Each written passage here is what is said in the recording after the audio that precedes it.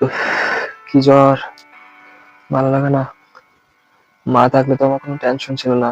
মা আমার সুন্দর করে সেবা যত্ন করে আমাকে সুস্থ করে দিত। এখন মা থেকে আমি অনেক দূরে আছি। মার কথা অনেক মনে পড়ছে আমার।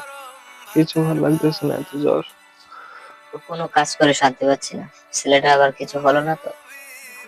মার কথা বলতে বলতে মাই কল দিল। হ্যাঁ মা, বলো, কেমন আছো? হ্যাঁ, আমি ভালো আছি। তুই কেমন আছোস? ভালোই আছেন।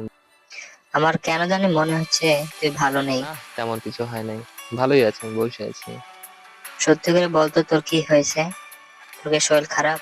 কিছু হয় নাই। আচ্ছা, শরীরের খেয়াল নিস, ভালো থাকিস। আচ্ছা।